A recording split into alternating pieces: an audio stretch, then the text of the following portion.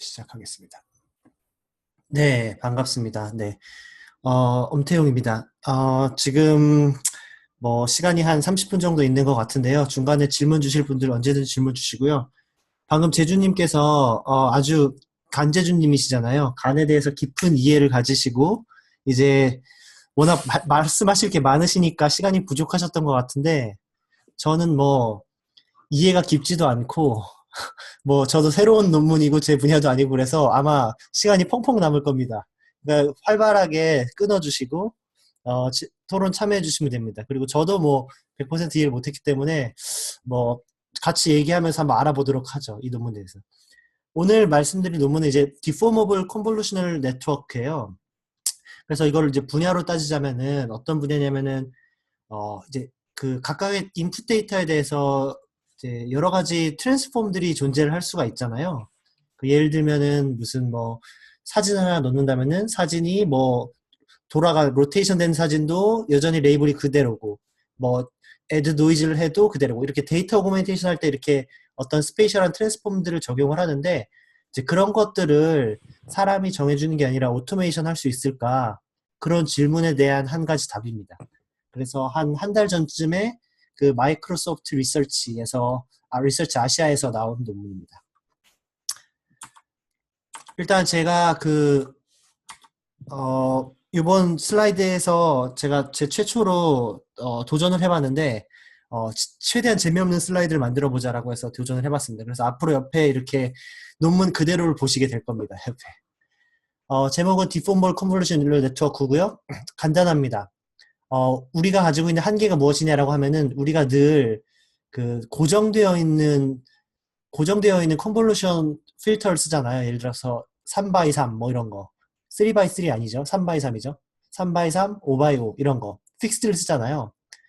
그러니까 이제 이런 픽스드 된 거가 이게 너무 자기적이다. 그러니까 이거 자체를 그런 알고리즘이 배우게 하자라는 게 끝입니다. 이 논문에. 그러니까 기존에 있던 그런 컨볼루션이나 ROI 풀링 같은 것들을 거기다가 이제 오프셋을 줘가지고 이거를 이제 정사각형이 아닌 약간 틀어진 형태로 배워보자 라는 게 이제 이 논문의 핵심이고 그게 답니다. 이 논문에. 인트로덕션인데요. 먼저 이제 우리가 갖고 있는 챌린지에 대해서 한번 생각을 해보면은 사실 우리 이제 옆에 이제 데이터 오그멘테이션이란 이런 그림에서도 볼 수 있듯이 주어진 사진의 인풋만이 정답이 아니라 사실은 이것이 돌아간 것, 뭐 뒤집힌 것, 노이즈가 있는 것 이런 것들 다 우리가 이제 고양이라고 보잖아요. 그러니까 지금 현재는 이걸 어떻게 다루고 있냐면은 사람이 일일이 이거를 다 트랜스포메이션을 해준 다음에 인풋을 다 때려 넣고 그 다음에 이제 거대한 모델 캐퍼시티가 이런 것들을 다 러닝할 수 있게끔 만드는 거죠. 근데 이제 여기에는 이제 두 가지 문제가 존재를 해요. 한 가지 문제는 뭐냐면은 이런 일단 스페이셜한 트랜스포메이션을 알고 있어야 되겠죠. 그러니까 레이블 프리저빙이라고 하는데 그러니까 레이블을 바꾸지 않는 형태의 데이터 오그멘테이션을 알고 계셔야 돼요. 근데 사실 이게 항상 true는 아닌 게 이제 저 같은 경우에는 이제 센서 시그널을 다루는데 센서 시그널이 이렇게 맨 밑에처럼 있을 때 이걸 어떻게 어그멘트 해야 되냐는 거죠. 뭐 쉽게 뭐 비전 같은 경우만 보더라도 어떻게 암을 디텍션을 한다. 그럼 암을 디텍션을 할 때 사이즈를 스케일링하면 안 되잖아요. 그럼 튜머 사이즈가 달라지기 때문에 이게 암인지 아닌지 레이블을 바꿀 수가 있다. 그러니까 이런 식으로 어떤 도메인 스페시픽한 그런 사람의 난리지를 집어 넣어야 된다는 거죠. 근데 이게 항상 가능한 거는 아니고 힘들 수도 있다라는 거예요. 뭐 또 다른 이제 접근 방법으로는 이렇게 다 오그멘테이션 때려 넣는 게 아니라 어, 이렇게 이제 트랜스폼 인베리언트 피처를 찾는 방법도 있거든요. 이것도 많이 사용이 되는데 사실 이 트랜스폼 인베리언트 피처라는 게 굉장히 이상적이긴 한데 이게 쉽지가 않아요. 네. 그렇기 때문에 이제 우리가 어떻게 할 거냐면은 이거를 사람이 이런 스페셜 트랜스폼은 레이블을 바꾸지 않습니다라는 거를 사람이 주는 게 아니라 그 알고리즘 자체가 데이터로부터 학습을 해보자 라는 거죠. 그래서 드로백이라고 뭐냐면 assume, fixed and known이라고 돼 있죠. 그래서 이런 것들은 이제 infeasible 할 수도 있다라는 겁니다. 이게 이제 한계고 이거를 이제 극복해보자라는 이 논문의 주제입니다. 그래서 이제 현재 많은 발전들이 있었지만 아직도 이제 mostly comes from extensive data augmentation. 그래서 데이터 어그멘테이션에 이러한 지오메트릭 트랜스폼 인베리언스를 이제 많이 의존을 하고 있다라는 거예요. 근데 이런 한계가 왜 오느냐면은 우리가 지금 픽스드 로케이션에서 픽스드된 어떤 필터를 쓴다는 거죠. 예를 들어서 여기 이제 위에 오른쪽 위에 그림을 한번 보시면은 지금 제가 이 백그라운드를 배워야 될 때가 있고 뭐 조그마한 물체를 배워야 될 때가 있고 큰 물체를 배워야 될 때가 있는데 그럴 때 필터 사이즈를 똑같은 걸 사용한다고 한번 생각을 해보세요. 그러면은 좀 비효율적이겠죠. 큰 거 할 때는 좀 큰 걸 쓰는 게 맞겠고 조그만 거 할 때는 조그만 거 쓰는 게 맞을 거잖아요. 근데도 불구하고 우리는 이제 고정되어 있는 사이즈를 쓴다는 거죠. 그러니까 우리 이렇게 고정되어 있는 사이즈 쓰지 말고 좀 요 필터 이 사이즈를 좀 더 플렉서블하게 변화할 수 있는 걸 쓰자. 라는 게 이 논문의 이제 주제입니다. 그래서 이건 이제 제가 생각하는 것들인데 사실은 이제 여러분들이 딥러닝을 한다는 것 자체가 이런 거잖아요. 이제 사람이 개입하는 걸 최소화하자. 그래서 옛날에는 이제 피처들을 핸드크래프트 피처로 만들어서 집어넣었는데 그것 자체도 데이터로부터 배우자라는 게 이제 딥러닝이었잖아요. 그럼 이제 앞으로 나아가야 될 방향을 한번 잘 생각을 해보면은 사람이 개입하는 여지들이 있는 부분들을 하나씩 없애가야 된다고요. 뭐 어떤 것들이 있을까요? 예를 들면 이런 것들이 있겠죠. 뭐 어떤 모델 방법을 쓸 것이냐, 뭐 A/B 방법, 뭐 앙상블 어떻게 할 것이냐, 뭐 이런 것들조차도 사람이 정해주고 있잖아요. 이제 그런 부분, 혹은 뭐 히든 레이어의 개수, 뭐 모델의 형태, 이런 것들 다 이제 사람이 개입하는 걸 없애야 되는데 그 중에 없애야 될 것 중에 하나가 바로 이 필터 사이즈 3x3냐 3x3이죠. 3x3이냐 5x5냐 이런 것들을 이제 자동화하자라는 겁니다. 질문이 있는데요. 네. 네, 우리 VGG나 이런 거 보면은 거기서의 철학은 작은 필터를 계속 레이어를 쌓으면 큰 필터를 쓰는 거랑 같은 효과를 낼 수 있다라고 하잖아요. 네네. 그런 개념으로 생각하면 굳이 큰 필터를 쓸 필요가 없는 거 아닐까요? 맞습니다. 하지만 뭐 나중에도 이제 effective receptive field에 대해서 나올 텐데요.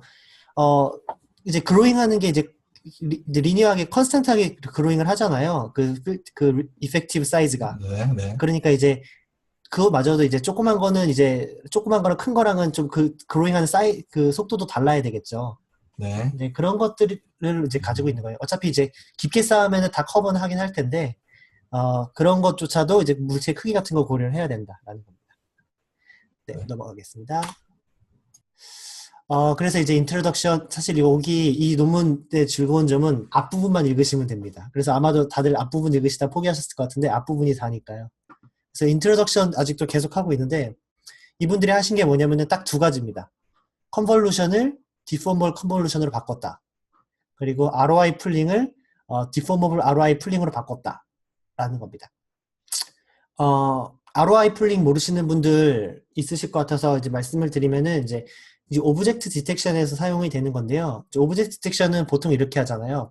어떤 전체 이미지를 줬을 때 여기에 대해서 이제 오브젝트가 있을 만한 이제 프로포절들을 주죠. 근데 프로포절을 딱 주고 근데 프로포절의 사이즈가 다 다르잖아요. 그래서 이 프로포절 사이즈가 다르니까 이걸 이제 픽스드 사이즈로 바꾸는데 어떻게 바꾸냐면은 간단해요. 예를 들어서 내가 4개의 2x2를 내가 얻고 싶다. 2x2죠. 2x2를 얻고 싶다라고 하면은 그냥 그거에 이제 리셉티브 필드에 비례하도록 적당히 자르는 거죠.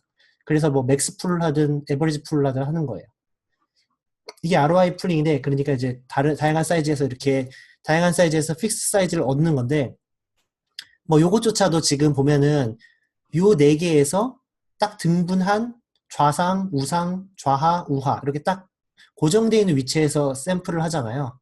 근데 요것도 약간 위치를 변화시킬 수가 있다라는 겁니다. 그래서 이제 위에 피겨 1에서 한번 이것의 의미를 한번 살펴보면요. 지금 보통 이제 고정되어 있는 그 컨볼루션 필터는 이렇게 내가 가운데 거를 학습을 한다고 했을 때 주변에 있는 것들을 이제 가지고 이용을 하죠. 근데 만약에 이 위치를 옮기면 어떨까라는 겁니다. 그래서 꼭 바로 주변이 아니라 얘네들을 이렇게 움직일 수 있게끔 하면은 좀 더 자연스러운 좀 더 그리고 넓은 영역의 것들을 배워서 가운데 학습에 쓸 수 있지 않을까라는 거고요. 뭐 극단적인 케이스를 보면은 얘네들이 만약에 이제 만약에 정방으로 늘어나면은 이게 이제 다일레이션이랑 비슷하겠죠. 팽창하는 것하고 비슷할 거고 이런 식으로 늘어나면은 로테이션하고 비슷할 거고요. 이런 것들을 다 커버한 제너럴라이제이션 된 게 바로 디포머블 컨볼루션이다라는 겁니다. 모르시는 거 있으면 언제든 질문해 주세요. 죄송한데 네. 그 지금 뭔가 포인터를 움직이고 계신 건가요? 아, 설명하실 네네. 때? 아, 근데 안 보이나요? 네, 아예 안 보여가지고. 아, 네네. 아, 레이저 포인터라고 하면 보이나요? 예, 보이네요. 네, 아, 그렇군요. 네. 네, 하나 알아가네요. 네, 다들 알아가시기 바랍니다. 네, 넘어가겠습니다. 아직도 인트로덕션입니다. 네, 인트로덕션이 다기 때문에 시간 가는 거 너무 우려하지 않으셔도 됩니다. 그래서 이제 우리의 메서드가 이제 뭐와 관련돼 있냐면은 이제 가장 가까운 거는 이제 스페이셜 트랜스폼 네트워크랑 비슷하다는 거예요. 그래서 제가 비디오를 보여드릴게요. 이제 이건 이제 2014년, 2015년 그쯤에 이제 딥마인드에서 나온 건데요. 만약에 이제 인풋이 이렇게 바로 가운데에 딱 알맞게 정해져 있지 않고 약간 틀어져 있거나 한쪽 구석에 있거나 이럴 수가 있잖아요. 그랬을 때 이제 얘를 인식하려면은 정방향으로 가운데 딱 갖다 놓고 인식하는 게 제일 좋겠죠. 근데 그걸 어떻게 하냐면은 데이터로부터 할 수가 있다는 거죠. 그래서 지금 인풋이 구석에 있지만 가운데로 이렇게 옮겨 놓을 수 있는 거다. 이게 스페셜 트랜스포머 매트릭스거든요. 아, 네트워크거든요. SPN이라고 부르는, STN. 근데 이제 요 디포머블 컨볼루션 뉴럴넷이 이제 요거랑 철학을 같이 한다라는 거죠. 마찬가지로 어떤 그림이 주어졌을 때 우리가 관심 있는 영역을 가장 클래시피케이션하기 좋도록 바꿔 놓는다라는 철학을 같이 하고 있다라는 것입니다. 이거에 대한 비교는 제가 나중에 뒤쪽 슬라이드에서 다시 한번 더 해드릴게요. 이거는 이제 동영상 한번 유튜브에 찾으시면 나오실 거고요. 넘어가겠습니다. 네, 드디어 인트로덕션이 끝났습니다. 이제 본론인데요. 본론도 엄청 간단합니다. 우리가 이제 컨볼루션 하는 거를 한번 생각을 해보면은 이렇게 표현을 할 수가 있거든요. 근데 요거를 이제 여기 P 플러스, P0 플러스 PN이라고 했는데 PN이라는 게 사실은 이 가운데를 시작으로 기점으로 해가지고 오프셋들이라는 거죠. 오른쪽으로, 왼쪽으로, 아래로, 위로, 대각선으로 뭐 이렇게. 그것들에 대해서 서메이션을 하는 거죠. 웨이티드 썸을 하는 거잖아요. 근데 이제 여기서 이제 얘기를 하는 거는 이 PN이라는 게 사실은 델타가 1일 이유는 없다라는 거죠. 꼭 0,1, 1,1이 아니라 1.5,3 뭐 이런 게 될 수도 있다라는 거예요. 그래서 델타 P를 도입을 해보자라는 거죠. 근데 델타 P는 주로 이제 우리가 어떻게 할 거냐면은 분수로 할 거예요. 그래서 1,1.5 이런 식으로요. 갑자기 막 뜬금없는 대로 가진 않을 거고요. 자, 근데 이제 우리가 갖고 있는 함수들은 다 이제 그 그리드마다 그 RGB 값들이 있죠. 그래서 그 RGB 값을 어떻게 계산하냐면은 간단하게 이제 뭐 인터폴레이션해서 한다라는 거예요. 그래서 뭐 주변에 4개 셀에 대해서 거리만큼 해가지고 인터폴레이션 하라고 하면 이제 우리가 이런 것들을 얻을 수 있다라는 거죠. 저 여기서 질문이 사실 하나 있는데요. 네네. 그 우상단의 피겨 2가 제가 좀 순서가 거꾸로인 것 같아가지고 보시면은 제가 수식대로 원래 이해를 하면은 먼저 옵셋 필드를 학습을 한 다음에 컨볼루션을 하는 것 같은데 그걸 가지고 네. 그림은 컨볼루션을 먼저 하고 옵셋 필드를 넣는 식인 것 같아서 그거 잘못 아닙니다. 이해했나? 네, 아닙니다. 네. 제주님이 제대로 이해하신 거고요. 지금 컨볼루션이 네. 일어나는 부분은 요 부분입니다. 여기 합쳐지는 부분. 요 부분. 그리고 이제 네. 요 부분은 이제 그냥 떼어왔다라는 겁니다. 그냥. 데이터를 이렇게 떼어와서. 그러니까 지금 여기서 이제 브랜치가 생기는 거죠. 네트워크가, 하나는 오프셋을 배우는 네트워크가 있고, 하나는 컨볼루셔널 네트워크가 있는데, 컨볼루션을 그냥 하는 게 아니라, 이 오프셋을, 러닝한 이 오프셋 파라미터들을 도입을 해서, 여기에서 컨볼루션이 일어나가지고 요 값을 배우자. 이렇게 저는 이해하고 있습니다. 네. 그림 별로 안 좋은 것 같아요. 제 생각에는. 네. 네, 넘어가겠습니다. 네. ROI 풀링인데요. ROI 풀링도 마찬가지입니다. ROI 풀링은 지금 에버리지 풀링을 한번 생각을 해보시면은, 지금 여기 아까 오른쪽에 봤듯이, 이건 지금 맥스 풀링의 얘기인데, 그 지역에 있는 이 중심값이 있으면 중심값에서부터 이제 주변에 있는 값들에 대해서 뭐 에버리지 플링을 하든 맥스 플링을 하든 하는 거잖아요. 그러니까 마찬가지로 여기도 보면은 중심값에 대해서 어떤 것들에 대해서 하는데 이때 이 델타 P를 갖다가 오프셋을 도입을 하자라는 거죠.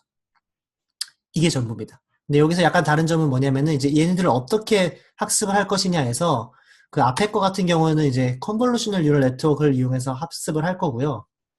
그리고 여기에서는 이제 그 fully connected layer를 이용해서 학습을 할 겁니다. 왜 달라지는지는 저도 확실은 모르겠어요. 근데 유추를 함부로 하지 않을게요. 네, 한번 곰곰이 생각을 해보시기 바랍니다. 네, 그래서 그러니까 얘네들을 어떻게 학습을 하느냐라고 하면은 뭐 2스테이지, 3스테이지 이렇게 나눠져 있는 게 아니라 여기 레이블이 있다고 하면은 이 레이블로부터 쭈르르륵 백프로퍼게이션을 해가지고 원래는 이제 저희가 이제 오메가만 학습을 했잖아요. 오메가가 아니죠. W만 학습을 했잖아요. 근데 W만 학습을 하는 게 아니라 백프로퍼게이션을 할 때 여기 이제 오프셋 라인 요 네트워크 있죠. 요 네트워크도 같이 학습을 하자라는 겁니다. 그렇게 되면은 사실은 이게 방법이 그 전에 말씀드렸던 이 스페이셜 트랜스포머 네트워크랑 똑같은 형태거든요. 이것도 나중에 이제 어떤 분께서 다뤄주셔도 좋을 것 같은데 제 리스트 탑백 중에 하나 있는 그 논문 중에 하나인데요. 얘도 마찬가지로 인풋이 그냥 가는데요. 위쪽은 이제 어떤 리니어 트랜스포머인 거예요. 뭐 로테이션을 하든 아니면 뭐 스케일링을 하든 이런 트랜스포메이션이에요. 그 트랜스포메이션 한 파라미터를 여기서 받아가지고 인풋을 변화를 시키고 걔를 이제 학습을 하는 거죠, 여기서. 근데 이걸 학습을 어떻게 하냐면은 이 끝에서부터 레이블로부터 쭈루루루 뒤로 해가지고 백프로페이션을 학습을 시킵니다. 이렇게 하면 어떻게 되냐면 이제 인풋이 어떤 형태로 변하냐면은 결과적으로 이제 클래시피케이션이 잘 되는 형태로 인풋의 형태가 바뀔 거고 그 형태가 아까 유튜브 동영상에서 보셨던 가운데에 딱 잘 박혀 있는 그 모습이 되겠죠. 그러니까 이 파라미터들은 결국 그 클래시피케이션 잘하기 위한 파라미터다라는 거고요. 마찬가지로 생각을 하시면 됩니다. 얘도 마찬가지로 똑같이 이렇게 투 패스가 있는데 이것들이 다 이 레이블로부터 오는 로스로부터 이 파라미터들이 다 학습된다라는 거고요. 그래서 나중에 이제 뭐 토론할 기회가 있을지 모르지만 한계도 있습니다. 왜냐면은 우리가 원하는 건 사실은 다른 꼭 이 로스에 따라서 우리가 배워지는 요 트랜스포메이션들이 다르다는 거죠. 그런 한계들이 있거든요. 근데 결과적으로 뭐 타겟 태스크에 대해서는 아마도 더 적당한 인풋 형태가 만들어질 겁니다. 여기 아까 스페이셜 트랜스포머에서 보셨듯이요. 그러면요, 결국 학습하는 거는요, 네. 그 피겨 2하고 3에서 보면은, 피겨 2에서 이제 위쪽 라인에 있는 컨브라고 표현이 된 거랑, 아래쪽 라인에서는 FC라고 되는 플리 커넥티드랑, 이거 두 개를 학습한다고 보면 되는 건가요? 네, 그렇죠. 그것들이 학습을 해서, 이제 아까 말했던 델타 P들을 내놓는 거고요. 그 다음에 이 밑에 있는 것들은 전체 웨이트 있죠. 웨이트, W를 네. 학습을 하고요. 그래서 그 두 개가 합쳐진 상태에서 포워드 패스에서 여기서 컨볼루션이 이렇게 일어나고. 네, 알겠습니다. 네, 저는 그렇게 이해하고 있습니다. 네, 제가 뭐 깊은 조회가 있는 거 아니니까요. 이게 틀렸다고 아마 동영상 댓글에 나올 수도 있습니다. 그래서 deformable conveyance에 대해서 얘기인데요. 이게 장점이 뭐냐면은 그냥 기존에 있던 컨볼루션 그 레이어를 살짝만 바꿔서도 이제 작동을 한다는 거예요. 그러니까 그냥 컨볼루션 심플한 거를 이런 서브 네트워크로 바꾸면은 되겠죠. 그래서 그리고 다른 뭐 2스테이지, 3스테이지 이렇게 따로 뭐 프리징하고 막 이런 거 필요도 없고. 그러니까 이제 간단하다. 그냥 이 구조만 바꿔놓으면은 얘가 알아서 스페이셜 트랜스폼을 해준다라는 장점이 있고요. 그래서 이제 이 네트워크를 이제 두 가지로 나누자면은 첫 번째로는 컨볼루션 피처를 학습하게 하는 게 있을 거고요. 이제 맨 마지막에는 마치 이제 클래시피케이션 같으면 풀리 커넥티드 레이어가 있듯이 태스크 스페시픽하게 얻게 하는 게 있을 겁니다. 이렇게 두 개로 나눌 수가 있다는 겁니다. 네. 또 하나 질문이 있는데요. 네. 그럼 이 위쪽으로 가는 네. 디포머블 하는 파트 쪽에서는 네. 각 컴브 레이어마다 하나씩 다 들어가야 되는 건가요? 아, CNN에서 컴브 네. 레이어가 여러 개가 있잖아요. 네네. 그 컴브 레이어마다 다 들어가야 되는. 네네, 맞습니다. 네. 그럼 똑같이 생각하시면 되면, 아까 처음에서 보셨던 3x3에서 요 점들 이렇게 학습을 하잖아요. 얘가 하나만 학습을 하면 안 되듯이, 여러 가지 필터를 쓰듯이, 얘도 여러 가지 필터를 쓰셔서 여러 가지 디포머블 컨볼루션을 쓰시면 됩니다. 네, 감사합니다. 네. 그래서 이게 first, second으로 나눈 이유가 뭐냐면은, 뭐, 오브젝트 디텍션 할 때 프리트레인드 된 거 많이 사용하시잖아요. 그래서 이미 뭐 학습되어 있는 프리트레인드 모델을 사용하면 되니까 그렇기 위해서 이제 두 개 나눈 거거든요. 그래서 첫 번째로 프리트레인드 모델 이용하시고 두 번째로 태스크 스페시픽하게 좀 바꾸시고 그래서 태스크 스페시픽한 상태에서 쭈루룩 백프로파게이션을 써서 이제 러닝 하시면 됩니다. 모든 파라미터들을. 이 논문이 좋은 점은 바로 한 3, 4페이지 요 정도 읽으시면 이제 다 읽으셨다는 이게 가장 좋은 점입니다. 이 논문에. 그래서 뭐 이 논문 고른 이유는 사실 여기 안에서 이제 세그멘테이션도 적용을 하고 그 오브젝트 디텍션도 적용을 하는데요. 거기에서 이제 state of the art에 해당하는 논문들 이름을 많이 뿌려줘요. 그래서 각각을 보시면은 나중에 다뤄주시면 좋지 않을까라고 생각해서 이 논문을 골라봤습니다. 이제 글자 보느라 지겨우셨으니까 결과 보여드릴게요. 결과 보시면은 그 두 개 차이인데요. 스탠다드를 보시면은 이게 아까 진원님께서도 질문을 하셨듯이 얘네들이 그로잉을 하는 게 예를 들어서 이게 세그멘테이션이라고 해볼게요. 시멘틱 세그멘테이션이면 요 것을 인포를 하기 위해서 얘가 참고하는 그 리셉티브 필드가 얼마냐면 요만큼이잖아요. 근데 사실은 꼭 요 부분 딱 사이즈가 요만큼일 필요는 없는 거죠. 그래서 디포머블에서는 요게 이렇게 커진다는 겁니다. 그래서 이게 나비 효과처럼 사실 아까는 단지 1에서 뭐 1,2에서 1.3, 2.3 이런 식으로 살짝 늘리는 것일 수 있지만 그 살짝 늘리는 게 이제 레이어가 쌓이다 보면은 결과적으로는 나중에 되면 엄청나게 큰 차이를 일으킬 수 있다라는 거예요. 훨씬 넓은 영역을 커버할 수 있다는 거죠. 그래서 오른쪽을 보시면은 이건 이제 디포머블 CNN 얘기인데요. 디포머블 같은 경우에는 내가 만약에 타겟 태스크가 백그라운드다 라고 하면은 그게 이만큼 늘어난다라는 거예요. 그리고 스몰 오브젝트다 라고 하면은 얘 늘어난 형태가 이렇게 되고 라지면 이렇게. 그러니까 그 오프셋들이 아주 잘 늘어났다는 게 잘 보이시죠. 실제로 숫자로 퀀티파이 해봤더니 뭐 이렇게 나타나더라라고 했습니다. 요 숫자가 요게 이제 바뀐 거, 요게 이렇게 나온 거는 요 그림하고는 잘 매치가 안 되는 것 같아요. 그림에서는 지금 백그라운드가 더 많이 점들이 퍼져 있는데 요 숫자에서는 지금 라지 오브젝트가 더 많이 퍼져 있다고 나오거든요. 근데 뭐 해설을 이제 많이 요 표만 보고 해설을 하자면 이런 거죠. 백그라운드를 배우는 데는 꼭 백그라운드 전체를 다 볼 필요는 없다. 그 리셉티브 필드가 그 일부 왜냐면 똑같은 패턴이 반복되기 때문에 라지 오브젝트보다는 조금 더 적은 부분만 보더라도 이제 오브젝트 인식하는 데는 전혀 문제가 없다라고 생각을 하시면 됩니다. 마찬가지로 이제 이거를 그 오브젝트 디텍션에도 이제 적용을 해봤는데요. 이제 노란 오브젝트에 대해서 과연 어떠한 프로포절들을 이제 내 가지고 하느냐. 그래서 처음에 이제 그 3x3을 냈는데 그 3x3이 그냥 3x3으로 있지 않고 좀 나중에 보니까 길쭉하게 늘어났죠. 보시면 이제 강아지 다리 길이만큼 늘어나고 팔만큼 늘어나고 뭐 그렇게 늘어나 있다. 여기 다리만큼 늘어나고 그래서 얘도 아주 효과적으로 늘어나는 것을 볼 수 있다라는 것입니다. 이거는 이제 그 어떤 사람이 이거 논문을 완벽하게 구현을 한 건 아니고요. 그냥 대충 어떻게 움직이나라는 거를 트위터에서 약간 관심 끌려고 이렇게 하신 것 같습니다. 네. 그래서 이제 결과를 보면은 그냥 레귤러 엠리스트에서는 뭐 비슷한 결과를 내는데 확실히 이제 스킬드 엠리스트 그러니까 엠리스트가 숫자가 한쪽에 찌그러져 있다든가 뭐 이런 경우에 있어서는 그냥 적용하는 것보다는 디포머블이 훨씬 더 잘 적용된다라는 거죠. 근데 이거 당연하죠. 왜냐면은 그냥 적용하면은 당연히 코너에 찌그러져 있으면은 이거 어떻게 제대로 뭐 데이터 오그멘테이션 안 하면은 당연히 안 좋을 거잖아요. 근데 데이터 오그멘테이션 하면은 약간 더 차이는 줄어들겠지만 그래도 디포머블 CNN이 더 좋을 겁니다. 다른 워크와의 이제 비교를 해드릴 텐데요. 이제 스페이셜 트랜스폼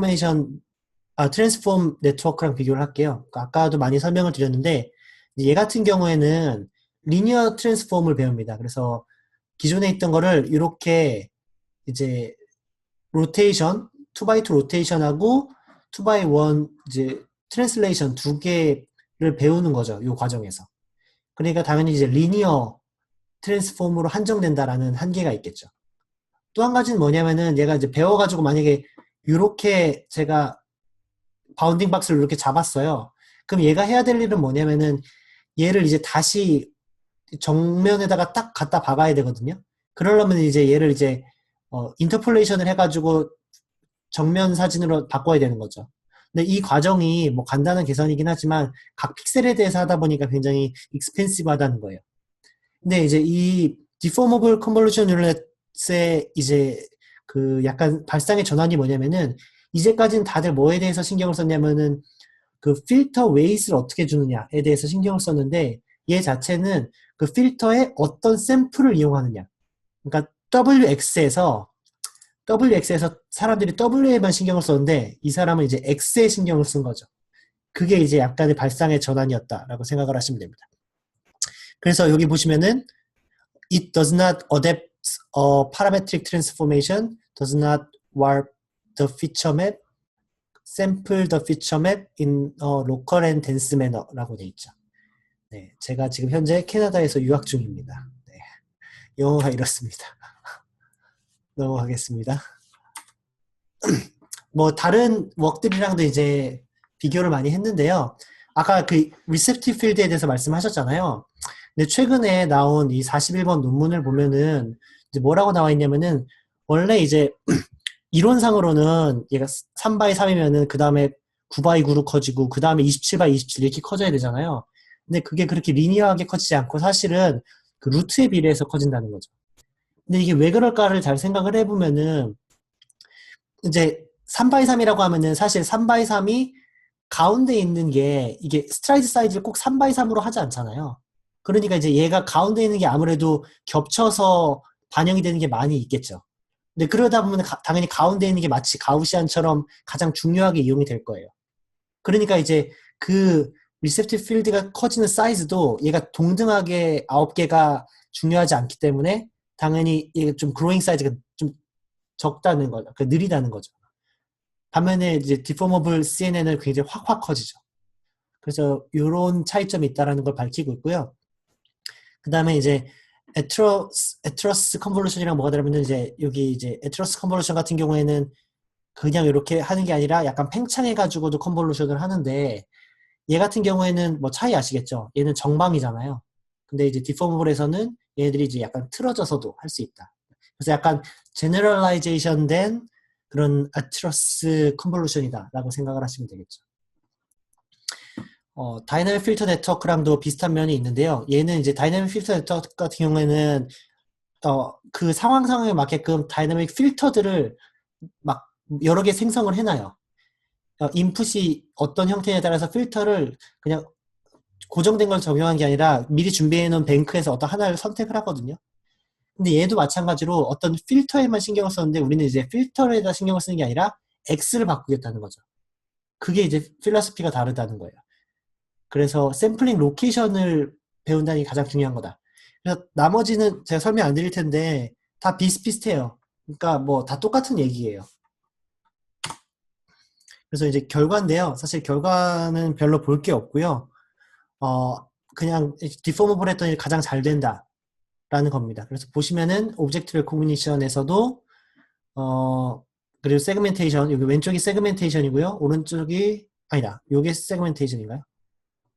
딥랩. 딥랩이 오브젝트 레코니션인가요? 그랬던 것 같아요. 네.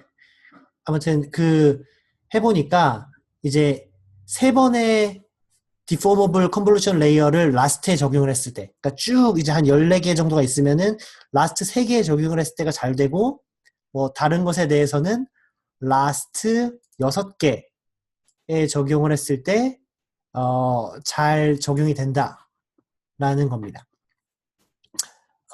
그리고 뭐 네, 우리가 짱이다. 이게 전부입니다. 이 결과는 뭐 그렇게 차이가 많이 나지는 않고요. 않는 것 같네요. 어, 네, 뭐, 근데 여기 이제 비교를 하실 거는 이제 이 위쪽이랑 비교를 하시면은 좀 차이가 많이 나는 편인 것 같아요. 그리고 5%면은 작은 거 아까 아니에요. 네. 트위터에서 누가 공연하셨다고 했는 거, 네네. 그 슬라이드 한 번 더 볼까요? 처음에는 원래 레귤러 CNN보다 결과가 더 나쁘게 나온 것 같은데. 아까 같은 경우에는 네. 그게 왜 그러냐면은 이제 데이터 오그멘테이션도 아마 당연히 안 했을 거고 앞에. 네, 그다음에 지금 이제 여기서는 이제 일부러 네. 이제 굉장히 그 warp를 한 거잖아요. 약간 일부러 네. 찌그러지게 만들어 놓은 데이터셋을 이용한 건데 지금은 이제 정상적인 데이터셋인데 정상적인 데이터셋 레귤러에서는 오브젝트 오히려, 레코니션 한 거죠. 네, 말씀하세요. 네. 레귤러에서는 오히려 방금 그 테이블에서 네. 그냥 데이터를 쓰면 레귤러 CNN이 훨씬 더 잘 되는 것 같이 나오네요. 레귤러 CNN은 지금 더 안 나오지 않나요? 지금 69%, 70%, 68%, 45%. 아니요. 아까 그거 트위터. 네네네. 왜냐면 이거는 이제 이미 네. 사람에 의해서 굉장히 크롭도 잘 돼 있고 로테이션도 잘 되어 있는 상태잖아요. 예. 그러니까 이제 완벽한 상태를 주니까 얘가 더 잘 되는 건데 만약 뭐 로테이티드 엠리스트를 이용하거나 스케일드 엠리스트를 이용하면은 이렇게 잘 안 나옵니다. 98%. 예, 알겠습니다. 네. 5분 남았습니다. 네. 저는 이제 뭐 마지막 5분은 제가 아무 말 대잔치를 하거나 여러분들께서 아무 말 하시다가 네. 질문 받을게요. 예. 네, 질문 주세요. 저 네, 질문 먼저 네. 하시죠. 네, 저 먼저 하겠습니다. 역시 시간 배분 아주 적절하십니다. 제가 뒤에 써있습니다. 그 시멘틱 세그멘테이션이나 오브젝트 디텍션 같은 거가 아니면 사실 그 픽스드 사이즈를 쓰는 게, 그 픽스드 풀링을 쓰는 게 더 베터인 경우가 있지 않을까 하는 생각을 좀 해봤는데요. 네, 그것도 이제 요즘에 이제 슈퍼바이즈 러닝이랑 위클리 슈퍼바이즈 러닝이랑 이제 다른데요. 그러니까 엠리스트 데이터 같은 경우는 굉장히 크롭이 잘 돼 있는 상태에서 데이터를 주잖아요.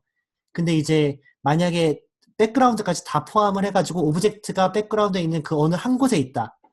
거기 이제 이미지 레벨로 이제 레이블이 주어진다. 이럴 경우에 이제 위클리 슈퍼바이즈라고 하거든요. 그러니까 그 안에 오브젝트가 있긴 있는데 오브젝트가 어디 있는지는 모른다.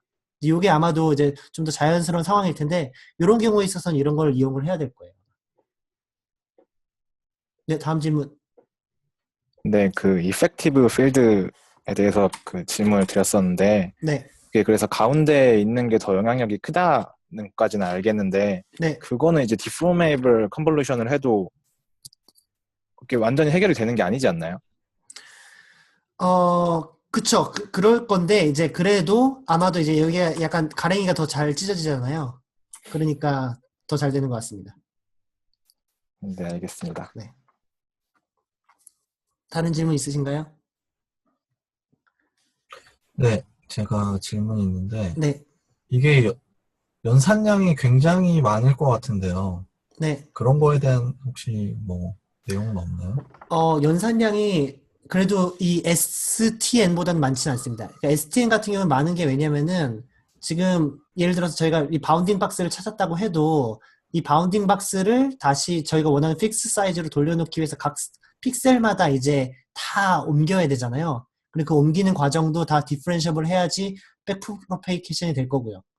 근데 이제 지금 같은 경우는 단순히 그 3x3이라고 그러면 3x3에서의 그 위치, 그 파라미터를 9개를 더 배워주는 거기 때문에, 파라미터 9개는 아닙니다.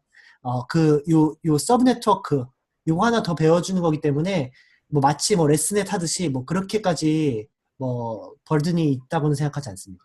근데 모든 3x3 필터에 대해서 다 옵셋을 배워야 되는 거고 모든 레이어마다 또 다 배워야 되는 거면 네, 여기서는 이제 보면 이제 마지막 라스트 3레이어에 대해서만 했을 때가 가장 이제 효과적이라고 해서 마지막 3레이어에서 하면 된다고 생각했고요. 그리고 마찬가지로 만약에 이제 이거를 데이터 오그멘테이션 같은 거 하려고 막 그거를 이제 막 360도 다 회전해가지고 다 데이터 때려 넣는 거 생각하시면은 그렇게 이게 아마도 효과적일 겁니다. 뭐 제가 이거 저자는 아니니까 제가 디펜스 할 이유는 없는데 뭐 그냥 그렇습니다. 네, 네. 알겠습니다. 없으신가요? 이제 1분 남았는데 제가 아무 말 할까요? 네. 이거 디포머블이 지금 스페셜에서만 공간을 생각을 하는 거잖아요. 네. 그러면 이거를 RGB 채널로 봤을 때 이제 채널별로 컬러를 이제 바꿔주는 그런 형태로도 생각해 볼 수 있지 않을까요? 네, 근데 어차피 이게 나중에 이제 마지막 라스트 레이어에서 하니까요. RGB 채널도 이미 다 섞인 상태에서 라스트 레이어에서 네. 하니까 네, 괜찮을 것 같습니다. 네, 1분 남았네요. 여러분 질문하지 마세요. 제가 아무 말을 하겠습니다. 네. 다들 감사드리고요. 제가 이거 하느라고 괜히 뭐 모르는 거 찝고 했나라는 생각도 들긴 하는데 아무튼 저는 이제 다른 분들께서 이제 우리가 꼭 짚어봐야 될 기본 그 클래식한 것도 하시고 그다음에 요즘 것도 고르셔서 하시고 그리고 저처럼 이렇게 그 겐제주님처럼 아주 깊은 이해가 없더라도 그냥 이렇게 얄쌍하게 해도 된다는 거 보여드렸으니까 이렇게 해주셨으면 좋겠습니다. 그럼 다들 방폭하죠. 네. 감사합니다. 잘하셨습니다. 아주. 감사합니다. 네. 고생하셨습니다. 고생하셨습니다.